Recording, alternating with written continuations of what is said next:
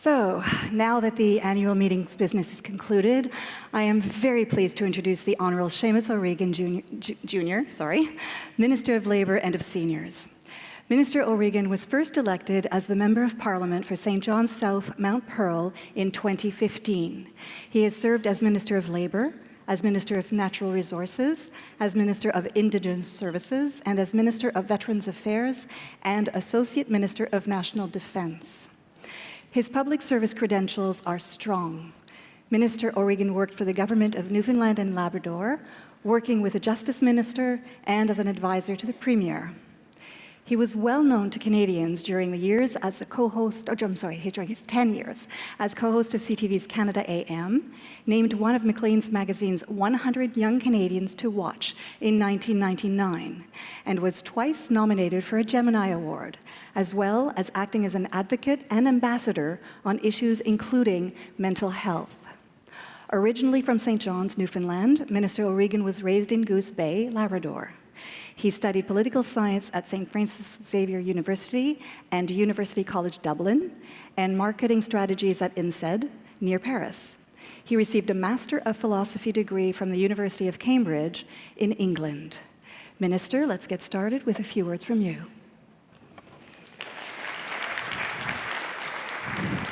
Of course.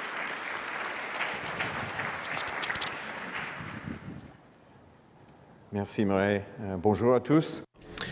Thank you, Marie, and welcome, or hello to all of you. We are very lucky to have organizations like yours in Canada. You make a real difference. You're helping seniors with dignity. And so you can take the headphones off. I might make you work for it again at the end, but dignity is a big word. It's a word that drives me in this role as Minister of Seniors. And it's what I want for every senior in the country. It's my job, dignity. It comes down to more than health and longevity. It's about quality of life, it's about choice. And as older Canadians stay healthier and live longer, supporting seniors is going to take a lot more work from all of us. And I know that's why a lot of you are here, all of you, I think, are here today. To advocate for seniors' financial security, for their health, for their well-being, so that federal retirees can age with dignity. And as a former federal employee, as former federal employees, I should say, I'm sure that you understand that sometimes the government needs a little nudge to get things right.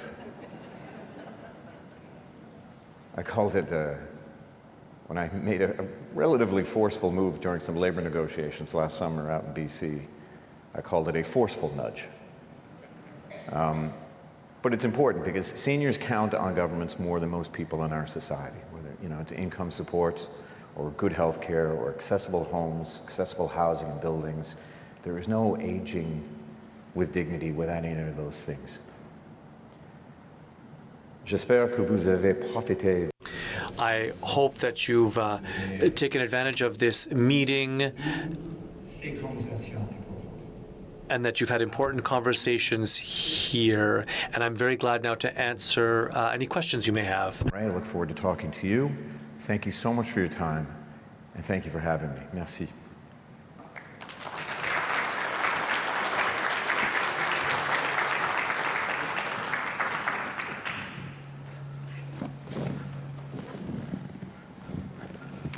Okay. So thank you so much. What are you making me homesick? Aww. Well, there you go. My God. Isn't that lovely? Which house is yours? It's the color of that one on the end, to be honest. That's the exact color of my house right there. Yeah, that's lovely. Oh, well, thank you very much to whoever organized that. Okay, so we're now going to move into our conversation focused on your portfolio and the association's advocacy priorities. Luckily, there are some atomes crochus, as we say in French. So according to the 2016 census, over 85% of older persons wish to age in their communities at home. The National Seniors Council and the Expert Panel on Aging has been examining a potential aging at home benefit. So what can you tell us about that work? So the aging at home benefit is it's very grassroots.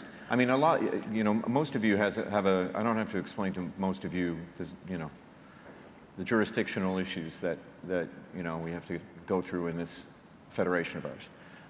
And most of what concerns seniors on almost every front either involves the provinces and territories in some way or almost completely.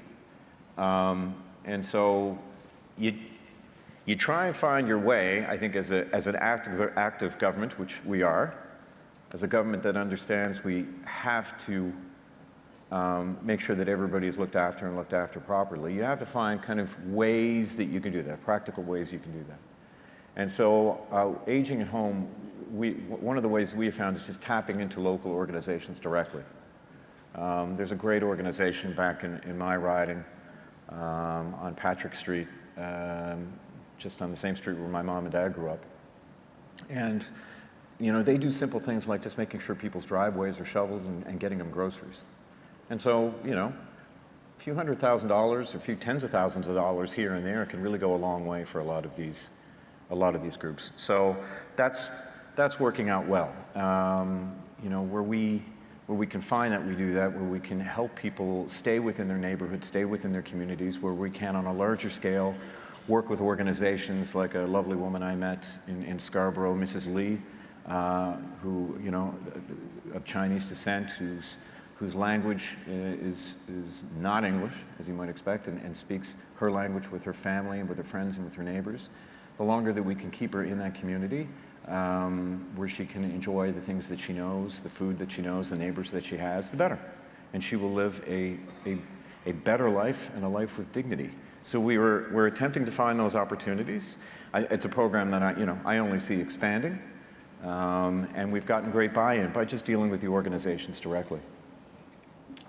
It's a lot of work, but very meaningful work. Yeah, but it's on our end of it. It's just, and it's great to be able to speak to a learned bunch like yourself. I don't have to, tell you, how murky it can get sometimes with jurisdictional issues. And so there is, there's some navigation that has to go on there, but the real heavy lifting goes on with the people on the ground who are doing this work. Some unbelievable people that I've met right across the country, who are doing terrific things, and basically we're just trying to figure out a way to financially support them and let them keep doing the work that they're doing in a sustained way without causing a major federal, provincial, territorial ruckus. Delicate balance. Experts in Canada and internationally have identified gaps in human rights frameworks and the impacts on older persons. These are documented in a report accepted by the UN this year. And the report includes 8 recommendations, one of which is a convention on the rights of older persons. When and how will Canada commit to moving the convention forward? Yeah, we are definitely committed to the aims. I guess we're just trying to figure out the means down at the United Nations. But come on, we're a founding member of the United Nations. And I appreciate that now, the UN is preoccupied with an aging population. So I would say, and I've spoken to Ambassador Ray about this, I would just say watch this space. I think there's, we always have enthusiasm for working with and through the United Nations, and this is a shared priority. Nice to hear. Roughly 8 million people provide care to a family member or friend in Canada, so we're looping back a little bit. Yeah. And the importance of both paid and unpaid caregiving became very clear during the pandemic. I think Indeed. we've all witnessed that, and some of us lived it. The 2024 federal budget committed to launching consultations on the development of a national caregiving strategy and a sectoral table to provide recommendations on better supporting the care economy. So when can we expect that work to begin, do you think? Oh, the work has begun. Okay. I would just say watch this space. I'm very, on the sectoral table, I'm hoping to have that announced extremely soon. Would have liked to have had it opened or announced before the House rises today. And by the way, thank you all for getting me out of question period today. I cannot thank you enough. It's the last question period of the session, and you got me out of it. You're obviously an incredibly powerful organization because the whip and the government House leader do not normally make exceptions for question period, especially when we've got some issues and labor issues at the moment that I would have to stand and testify for. Anyway, thank you. Merci beaucoup. Appreciate being here. No, I really wanted to get that sectoral table up and running. It will happen in very short order. And the idea is the sectoral table will take a look at some short-term things that we can be doing in the care economy. And when we talk about the care economy, we're talking about, care for seniors, care for those with disabilities, childcare. And there is a reason why we kind of have to look at those things holistically, because we really depend on the same workers for all of them. And many of the people who will help with seniors may also be working in childcare, sometimes, at the same time. They've got 2 or 3 jobs. And we rely on these almost invariably women, almost invariably racialized women who are often very new to the country. And one of the things that I think we all learned during COVID, particularly the first few months of COVID, was the state of seniors' care in this country. And most of us weren't very impressed in long-term care. And also that we were depending on a workforce that was underpaid and overworked. And these are the people that we entrust our health and our safety to. So it is really important. We're talking the care economy takes up about 20% of our economy. I mean, it's huge. It's huge. And as we all know in this room, it is only going to grow and get bigger. We have expanded childcare, and I am very happy to say that now we have signed $10 a day childcare agreements with every province and territory. It is not a coincidence that we have seen right now more women in the Canadian workforce than we ever have before. That is amazing.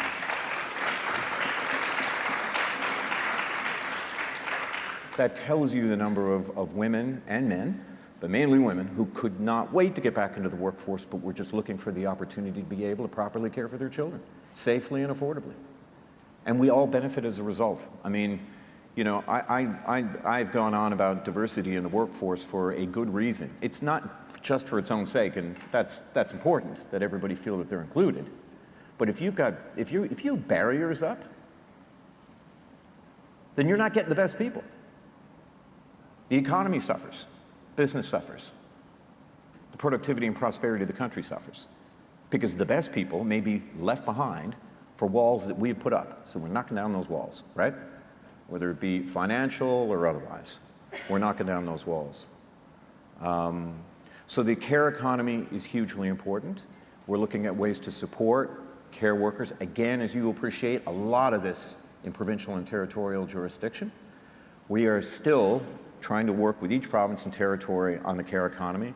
A lot of those issues will come to bear. I'm from Newfoundland, and I often joke, but there's truth to it, that we can't afford ideology.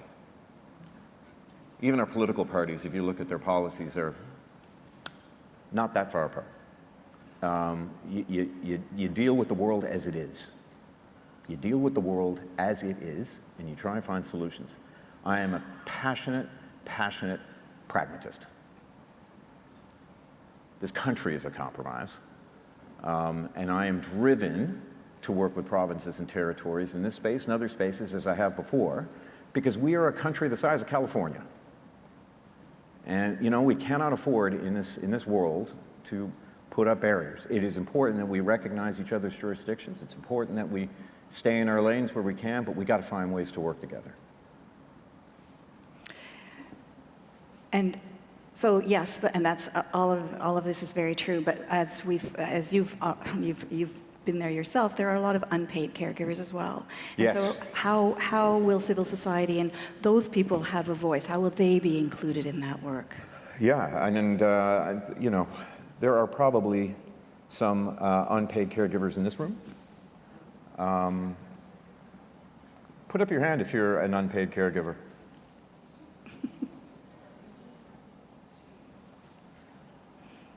For me, it's my mother. And she's at St. John's. If her lifeline goes, I get the call. I'm fortunate that we have friends and I have cousins who are able to fill in for me, but it weighs on me all the time. And I'm sure for any of you who raised your hand and others who may have been in that position previously, you get that too. It wasn't until my father passed away during COVID that we realized the amount of pressure and stress and strain that my mother was under.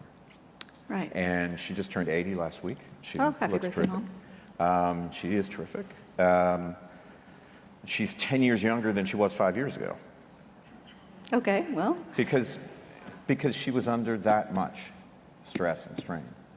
And so we do have to figure out how we are best able to support unpaid. You know, this is going to be a significant issue. There are a lot of spouses out there who want to make sure that their spouse stays at home and are having a very, very, very difficult time keeping up. It is a lot to take on. And when my father got sick and it became too much for my mom, you know, for me, you know, God's sake, you know, I'm a cabinet minister in the government of Canada. I mean, I have a certain amount of resources, presumably. My brother and my sister, you know, we're doing fine. We were utterly lost. We utterly lost. And we couldn't believe that we had to navigate so much ourselves in order to get our dad the care that he needed, and our mom the care that she needed.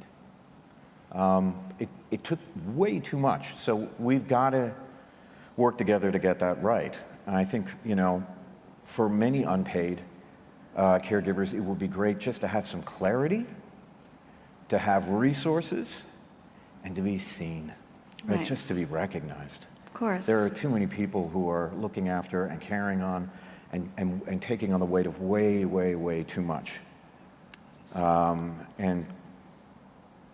And then a lot of them don't want to ask for help or don't even know that they need it.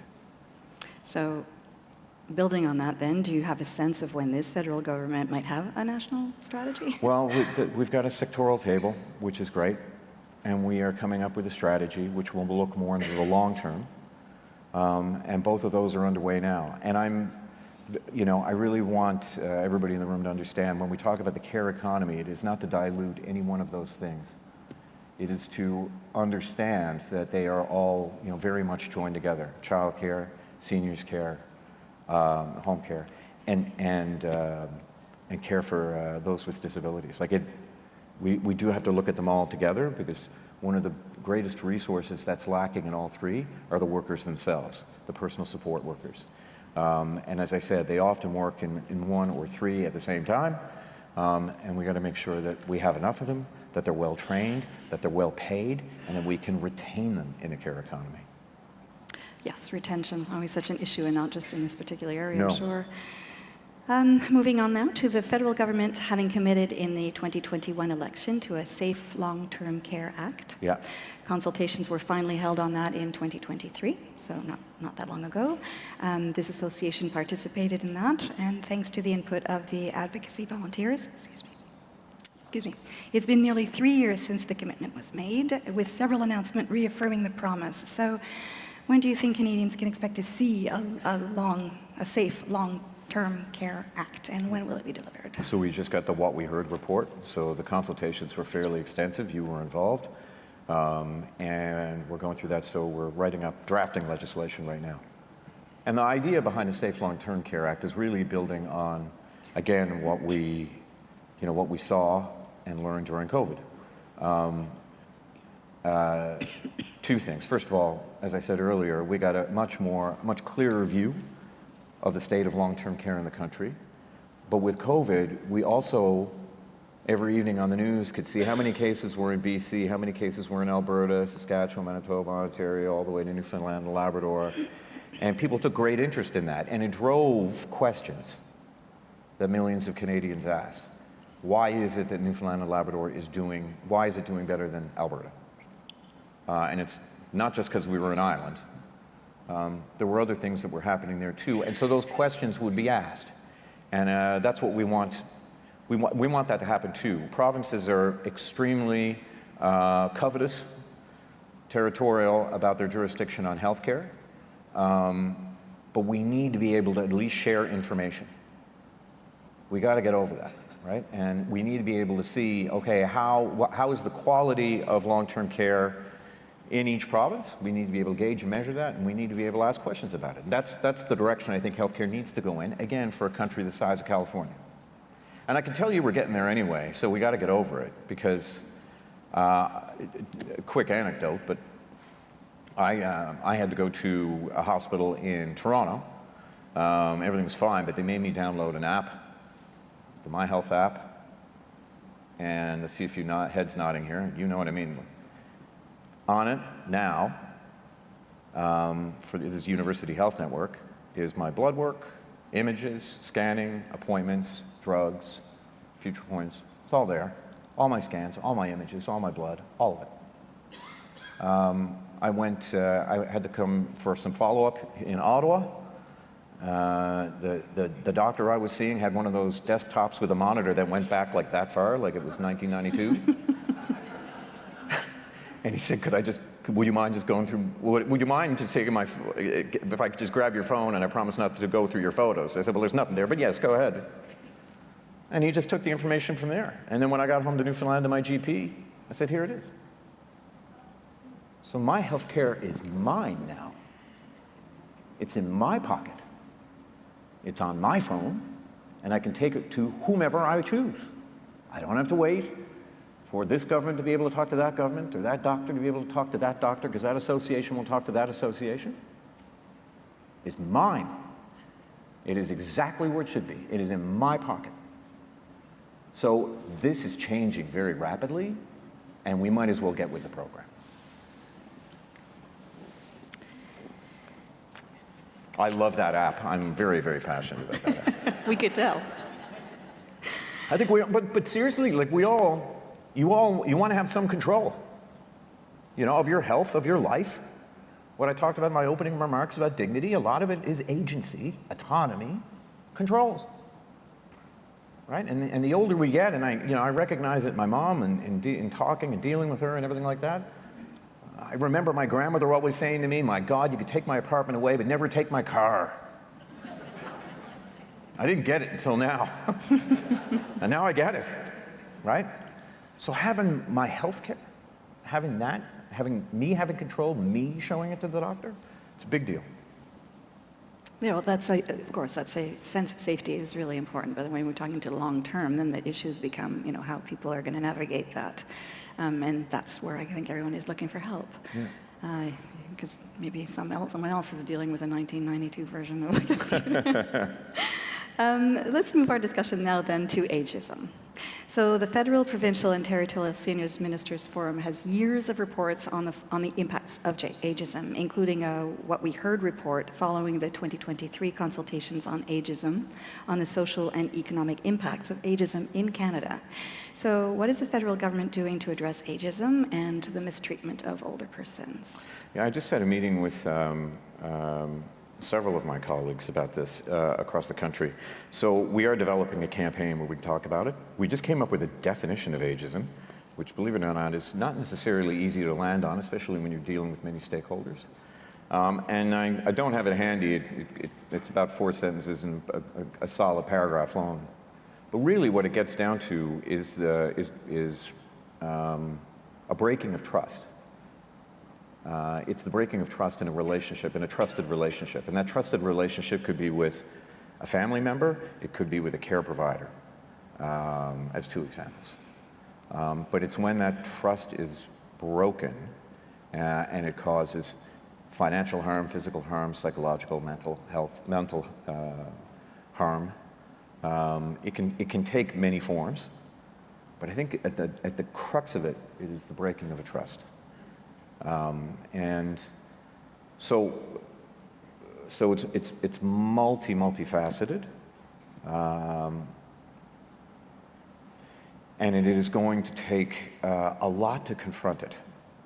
So I don't have any easy answers on that. I mean, you know, and it's not enough to get up here and tell you that we landed on a definition, but you know, you can't take something on if you haven't defined it.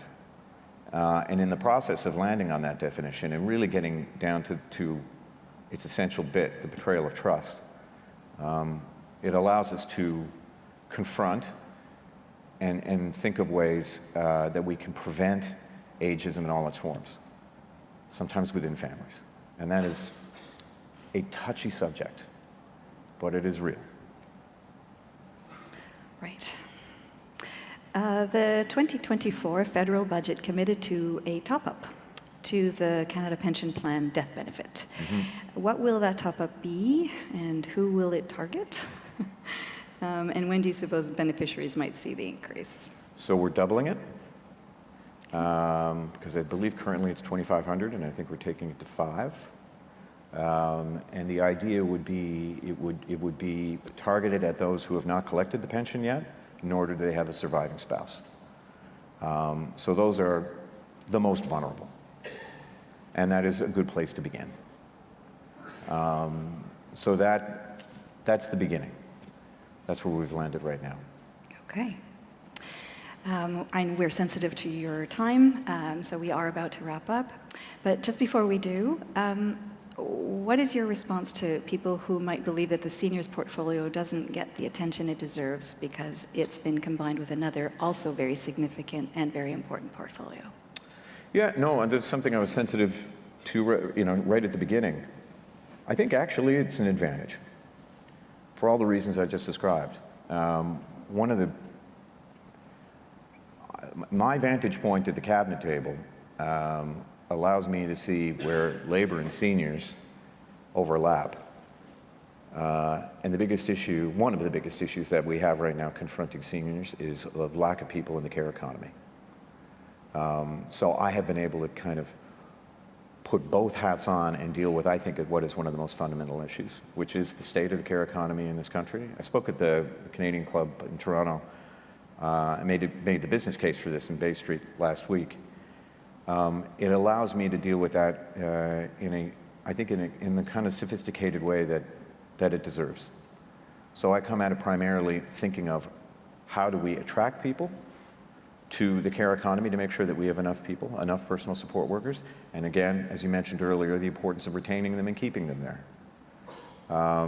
Look, at the end of the day, you know, as with any of us, and certainly as a politician like myself, I'll be judged on the results that I give, the results I'm able to produce for you as stakeholders. I'll be judged on that. But I can tell you, I'm a workhorse, and I feel very passionately about this. Well, so you have a lot of passion for many, many things, and so is there something that you would like to share with us about one particular priority that's really dear to your heart, either among the ones you've already listed or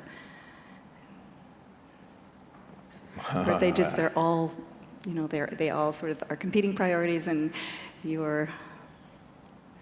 Well, one thing you learn in politics, and I've been a member of Parliament now for 9 years. I've been a cabinet minister for 7 in 5 different portfolios. The importance of listening to people is very important. One of the benefits, I think, of COVID, if there are any benefits for what we all went through, is that we are able to connect with and reach out to many more people in this big country of ours and able to listen to them more carefully. So there's no excuses anymore for not getting it right. I grew up in a small town in Labrador, and we used to think that St. John's was the big city and they had all the answers. That gives you perspective, and that's how a lot of people look at Ottawa or Toronto. And most of us come from other places other than Ottawa and Toronto. And even most people who live in Ottawa and Toronto come from other places than Ottawa and Toronto. So true. But listen to the people who are closest to the ground. Listen to the people who are most directly confronting and dealing with problems. They are usually the ones with the best solutions. And wherever you can work with people on the front lines, empower them. Give them the ability to not only find the solutions, but to see them through. have faith in them. And, you know, I would say the other thing is just related to COVID. I keep repeating this, but it bears repeating. None of us are over COVID. We are an incredible country that we think we can keep calm and keep carrying on. But we have to acknowledge that we're not over it. I'm not over it. I am most certainly not over it. Because there's this perpetual angst in our country, and in many countries that went through COVID, that went through a pandemic. But by almost any gauge, by almost any measure, there's no country in the world that came out of it better than we did. But by God, we're still grumpy, right? I mean, we have a saying in Newfoundland, my nerves are rubbed raw. Our nerves are rubbed raw. And it didn't help coming out and confronting inflation, which is going down now 4th month in a row. But man, you know, prices are still high. Wages have gone up, but you still feel the prices. Interest rates, we're the first G7 country to have interest rates go down, but we're still feeling it. And we're feeling it every day, every time we fill up a tank of gas, every time we go for groceries. My husband and I walk out of the supermarket with 2 bags at $100 going, what in the name of God did you buy? We didn't buy anything new.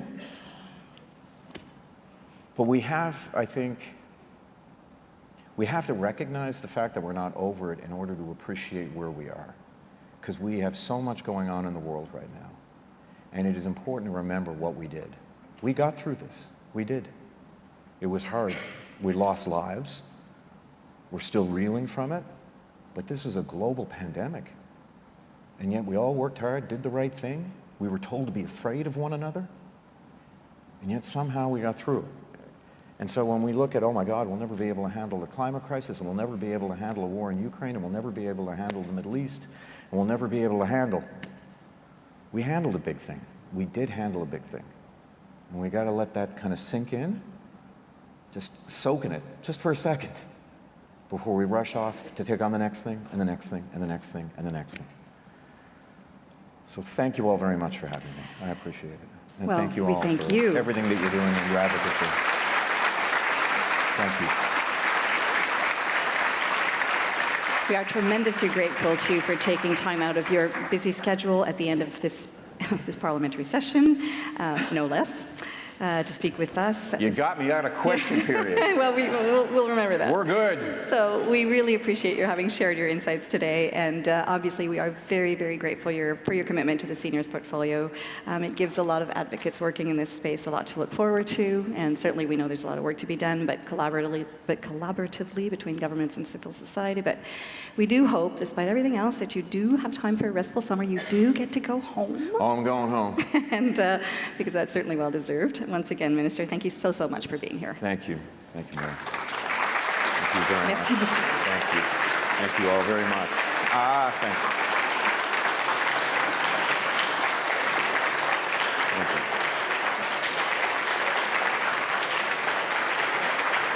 Thank you very much. Thank you.